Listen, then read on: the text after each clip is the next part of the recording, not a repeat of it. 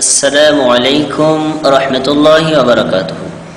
সম্মানিত দর্শক মণ্ডলী, এই পর্যায়ে আমি আপনাদের সামনে আলোচনা করছি যে সাদাকাতুল ফিতর মূল্য টাকা অথবা মুদ্রা দিয়ে আদায় করার হুকুম প্রসঙ্গে। সম্মানিত মুসলিম ভাইয়েরা, সহিহুল বুখারী এবং সহিহুল মুসলিম সহ অন্যান্য হাদিসের কিতাবের যাকাত অধ্যায়ের একটা অধ্যায় রয়েছে ফিতরা আদায় প্রসঙ্গে। সেই সকল অধ্যায়ের হাদিসগুলো যদি আমরা তল্লাশি করি, অধ্যয়ন করি, আমাদের কাছে স্পষ্ট হয় যে রাসূলুল্লাহ সাল্লাল্লাহু আলাইহি ওয়াসাল্লাম এবং তার সাহাবীদের চিরন্তন অভ্যাস ছিল তারা সবসময় খাদ্যবস্তু দিয়ে ফিতরা আদায় করতেন, বিশেষ করে তাদের এলাকায় প্রচলিত প্রধান খাদ্যবস্তু যারা। এ বিষয়ে আবু সাঈদ খুদরী রাদিয়াল্লাহু তাআলা আনহু থেকে বর্ণিত হাদিস রয়েছে, যেমন আবি সাঈদ আল খুদরী রাদিয়াল্লাহু তাআলা আনহু আন্নাহু قال, আবু সাঈদ খুদরী রাদিয়াল্লাহু তাআলা আনহু বলেন, কুন্না নু'তিহা ফি জামানিন নবী সাল্লাল্লাহু আলাইহি ওয়াসাল্লাম সা'আম মিন তুআমিন, আমরা নবী সাল্লাল্লাহু আলাইহি ওয়াসাল্লামের জামানায় ফিতরা আদায় করতাম একসা খাদ্যবস্তু দিয়ে। এখন খাদ্যবস্তুর কি দিতেন, এটার পরে আবার তিনি বলছেন, قال আব্দুল্লাহ রাদিয়াল্লাহু আনহু, আব্দুল্লাহ ইবনে ওমর রাদিয়াল্লাহু তাআলা আনহু বলেন, ফাজআলা আন-নাসু ইদলাতুন মুদ্দাইন মিন হিনতাতিন, এরপরে লোকেরা এই একসা খাদ্যবস্তুর পরিবর্তে অর্ধসা অর্থাৎ 2 মুদ গম দ্বারা পরিবর্তন করে আদায় করে শুরু করলো। কিভাবে আদায় করলো এ প্রসঙ্গে বর্ণিত রয়েছে সহিহুল বুখারী অন্য হাদিসে, যেমন আন আবি সাঈদ খুদরী রাদিয়াল্লাহু তাআলা আনহু আন্নাহু قال, আবু সাঈদ খুদরী রাদিয়াল্লাহু তাআলা আনহু বলেন যে ফালাম্মা জাআ মুআবিয়াতু ওয়া জাআতিস সামরা, যখন মুআবিয়া রাদিয়াল্লাহু তাআলা আনহু আগমন করলেন তখন আমাদের এলাকায় গমের সরবরাহ হতে লাগলো। মানে রাসূল সাল্লাল্লাহু আলাইহি ওয়াসাল্লাম, আবু বকর, ওমর, ওসমান, আলী, এই 4 জন লোকের যুগ অতিবাহিত হয়েছে, তখন তারা খাদ্যবস্তু দিয়েই ফিতরা আদায় করেছেন। এরপরে যখন মুআবিয়া রাদিয়াল্লাহু তাআলা আনহু খলিফা হয়েছেন, তার রাজধানী ছিল সিরিয়ায়, তো সিরিয়ায় গম বেশি উৎপাদন হতো, তখন তারা গম দিয়ে দেওয়া শুরু করলেন। কিভাবে শুরু করলেন? একবার মুআবিয়া রাদিয়াল্লাহু তাআলা আনহু তিনি মত প্রকাশ করে বললেন, উরা মুদ্দাম মিন হাদা ইয়াদিল মুদ্দাইনি, অর্থাৎ তোমাদের একসা খাদ্যবস্তু, একসা খেজুর সিরিয়ার অর্ধসা গমের সমান। তিনি দৃষ্টি দিয়েছেন মূল্যর দিকে। কিভাবে দিয়েছেন? যে মুআবিয়া রাদিয়াল্লাহু তাআলা আনহুর জামানায় খেজুরের যে মূল্য ছিল গমের তার ডাবল মূল্য ছিল। একসা খেজুরের মূল্য যা অর্ধসা গমের মূল্য ছিল তা।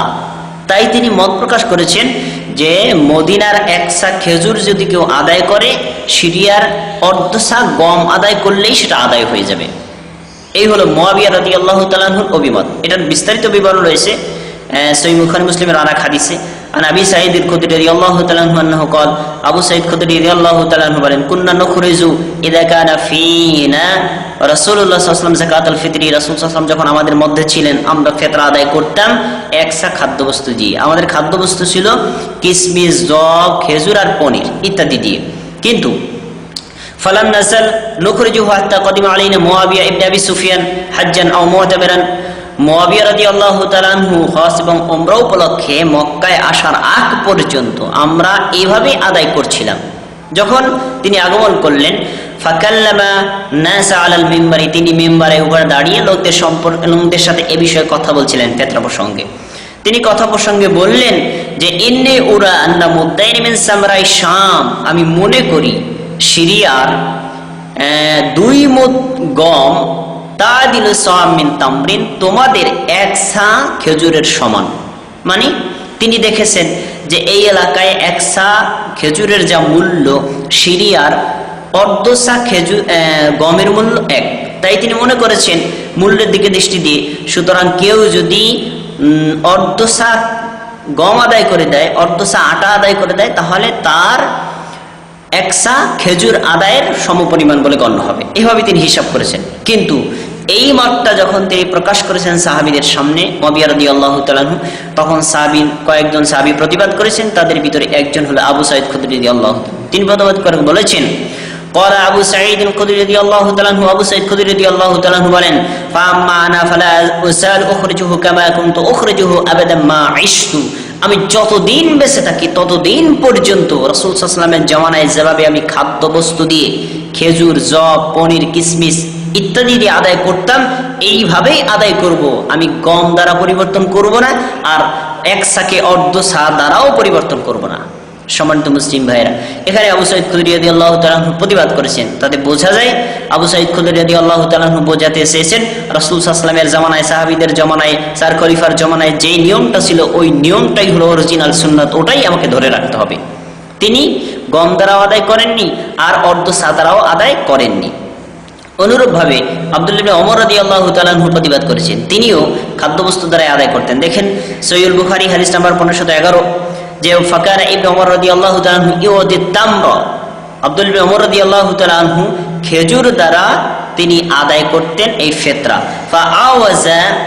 ফাআওয়াজা আহলুল মদিনাতি মিনাত তামরি ফাআতা শাঈরান, যখন মদিনায় কোন বছর খেজুরের সংকট দেখা দিত তখন তিনি সেই বছর জব দিয়ে আদায় করতেন, তবুও তিনি গম দ্বারা অথবা অর্ধ সা দ্বারা আদায় করতেন না। সম্মানিত মুসলিম ভাইরা, এই টোটাল ফিরিস্তি থেকে প্রমাণিত হলো যে রাসূল সাল্লাল্লাহু আলাইহি ওয়াসাল্লাম, আবু বকর, ওমর, ওসমান, আলী, এই চার খলিফা এবং রাসূল সাল্লাল্লাহু আলাইহি ওয়াসাল্লাম এই পাঁচজনের জমানায় তারা প্রধান খাদ্যবস্তু দিয়ে ফিতরা আদায় করতেন। তাদের প্রধান খাদ্যবস্তু ছিল খেজুর, জব, পনির এবং কিশমিশ, এছাড়া অন্য কিছু দিয়ে আদায় করতেন না। আর তারা একসা খাদ্যবস্তু দিয়েই আদায় করতেন। কিন্তু যখন মুআবিয়া রাদিয়াল্লাহু তাআলা আনহু খলিফা হলেন তখন লোকেরা মুআবিয়া রাদিয়াল্লাহু তাআলা আনহুর অভিমত এবং যুক্তি থেকে কেউ হয়তো পরিবর্তন করে গম দ্বারা আদায় করতে লাগলেন এবং তারা আদায় করতেন অর্ধ সা গম।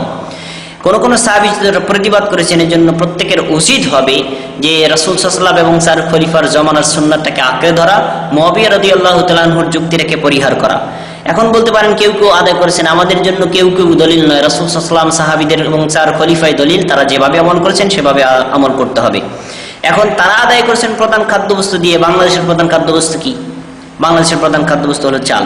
তো চাল আপনাকে একসা আদায় করতে হবে। রাসূল সাল্লাল্লাহু আলাইহি ওয়াসাল্লামের জামানায় একসা বর্তমানে কেজি দ্বারা পরিমাণ করলে হয় 2 কেজি 172 গ্রাম, প্রায় 2.25 কেজি। সুতরাং কেউ যদি 2.25 কেজি চাল অথবা 2.5 কেজি চাল আদায় করে দেয় তাহলে তার পক্ষ থেকে ফিতরা আদায় হয়ে যাবে। সুতরাং কোনো টাকার হিসাব, ইসলামী ফাউন্ডেশনের হিসাবের অপেক্ষা করার কোনো প্রয়োজন হবে না। দ্বিতীয় কথা হলো সাহাবায়ে কেরাম যেহেতু অর্থ দ্বারা অথবা অর্ধ সা দ্বারা মানে পরিমাণ উল্টানো আর মুদ্রাদানা, খাদ্যের পরিবর্তে মুদ্রাদানা আদায় করা প্রতিবাদ করেছেন, এই জন্য আমাদের উচিত হবে সাহাবায়ে কেরামের সুন্নাত উপলক্ষে এবং তাদের সুন্নাত অনুযায়ী আদায় করার উপলক্ষে আমাদেরকে অবশ্যই খাদ্যবস্তু দ্বারা আদায় করা, সেটা হবে একসা পরিমাণ এবং সেটা নিজেদের দেশের প্রধান খাদ্যবস্তু দ্বারা। এটা আদায় করলে আমাদের অরিজিনাল ফরজ সুন্নাহ মোতাবেক আদায় হবে ইনশাআল্লাহ তাআলা। এই জন্য আমরা কখনোই অর্থ দিয়ে আদায় করব না। এখন প্রশ্ন, কেউ যদি অর্থ দ্বারা আদায় করে তাহলে তার হুকুম কি? এখানে দুটো দিক, ফিতরা আদায় করা ফরজ, খাদ্যবস্তু দ্বারা আদায় করা হলো সুন্নাত। কেউ যদি মূল্য দিয়ে আদায় করে মূল ফরজ আদায় হবে, সুন্নাহ অনুযায়ী হবে না। আর কেউ যদি খাদ্যবস্তু দ্বারা আদায় করে তাহলে তার ফরজটাও আদায় হবে, সুন্নাহ মোতাবেক হবে, তারটাই ইনশাআল্লাহ কবুল হওয়ার আশা বেশি রয়েছে ইনশাআল্লাহ। আমরা ওভাবে আদায় করার চেষ্টা করবো। আল্লাহ তাআলা আমাদেরকে তৌফিক দান করুন। আসসালামু আলাইকুম ওয়া রাহমাতুল্লাহ।